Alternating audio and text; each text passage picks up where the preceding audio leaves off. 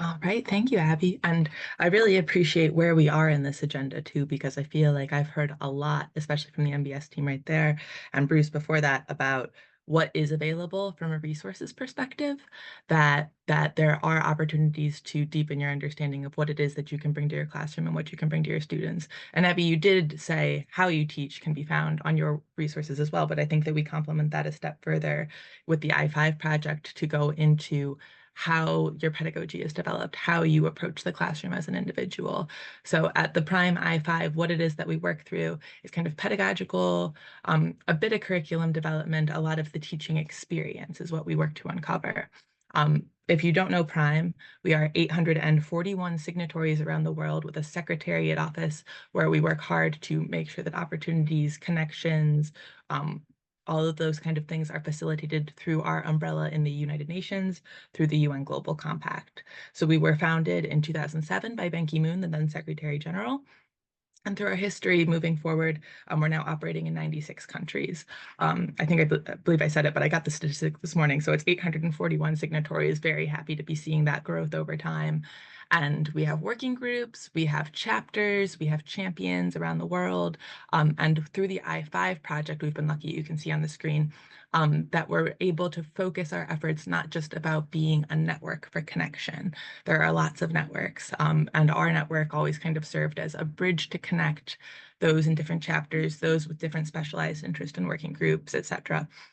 But we never said, all right, but what are you doing in your classroom that works for you? Let's take that moment to reflect and learn and engage. So the I-5 project came together. It stands for Impactful 5, which is based on research done on early childhood development, pedagogy of play, and learning through play from the LEGO Foundation.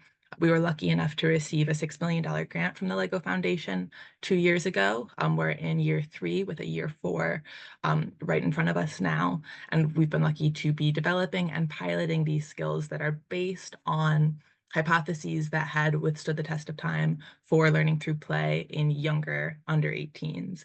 When we bring it to the business school community, many of you are aware that research that you come to business school with the eagerness to improve, the eagerness to learn for yourself, to make the world a better place, but you leave business school with that accounting class still noodling in the back of your head and thinking, I've got to go get a job and improve the bottom line. So what we work to do is to make sure that the mind shift change of students and even of educators is kind of held to a more creative standard, a more playful, joyful, meaningful standard, while still adhering to business school curriculum and to the sustainable development goals that we see being embedded here. So, like I said, Prime has a very large community component to it. I'm lucky enough that Samantha Thompson from my team is joining me here today. I also see Sophie Konski's in the room, and even Chandrika Parmar, who is our India representative, who was part of our original pilot.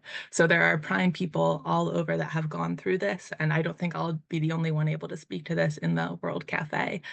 So if we can go to the next slide there. Thank you. This is the framework. So it's almost like inputs and outputs, but we test each one and we build resources around each one and we listen to community members about what's working for each one. So meaningful, joyful, social, active, and iterative are all distilled from what the LEGO research said. Those are the inputs that we talk about. And there's additional skills that we look to measure in the outputs of what the students can develop from interactions in the classroom that adhere to these criteria. But even more, perhaps at the stage that we're at, growth within the educator is something that was kind of an unintended consequence of this project, that challenging your educators, those in your network, those in your department, to be joyful in the classroom. What does that mean for an economics classroom? What does that mean for a marketing classroom?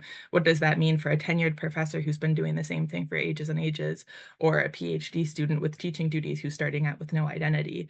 Everyone kind of brings their own baggage to the classroom, but it's our right and privilege here to be able to listen to these people and to learn from them and to connect them with stories of good practice. So what we've taken from the I-5 project is a number of interventions around each of these characteristics, and we've turned them into resources and opportunities for future engagement. Next slide, please. Yep.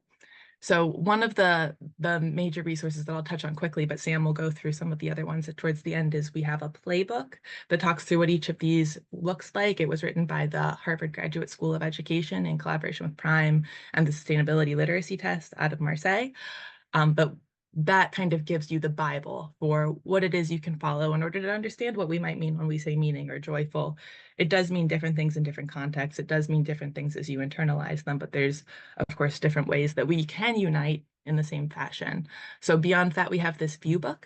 The Viewbook looks to take the stories that we can learn from each other. Chandrika has stories in there from her own practice that I'm sure we can share after. But it's so wonderful to be able to see how lessons from classroom pedagogy, how lessons of personal pedagogy and development come together. And the one thing you say, well, Prime's concerned with business schools and Lego's concerned with play, and we're all concerned with the SDGs. Like, that is the common ground here, is giving people permission to go into the classroom, maybe to teach a challenging climate curriculum where they feel like they might be on the back foot with students that have pressured questions. They don't need to come with 6 readings and sending the kids home with just that and then have them come back and challenge you. There are ways in your classroom that you can build the trust, you can build the experience, build the engagement. Many of you are probably already doing this, which is wonderful and delightful and something that we hope to learn from ourselves. So happy to be connecting here and hoping to learn those stories today. But we're also here to enable and equip and help share and listen to those who might be learning some other things. And not everyone's perfect at all 5 characteristics too, so it's a nice balance there. Next slide, please.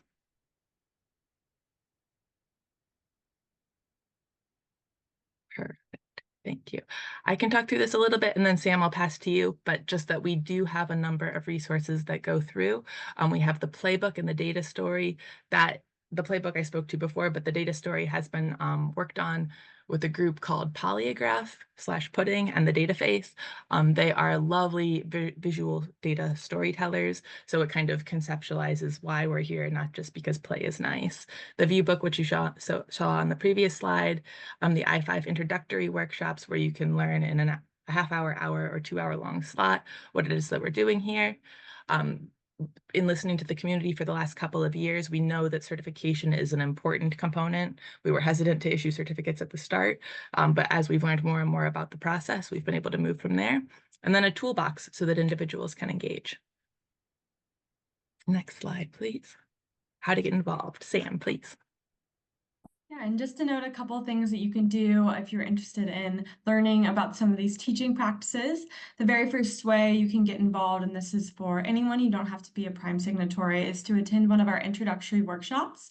We're lucky enough to have these educators that have been piloting with us for the past 2 years who are now leading these workshops. So you'll get to hear examples from the classroom of best practices, dive into each characteristic, and learn how you can really apply those in your classroom and not just on the page. So they're really fun. They're really interactive. So I recommend that you attend if you are interested. Our next one is July 27th. So it's coming up in a few weeks and you can access that through the QR code. We'll put it back up on the screen here in a second.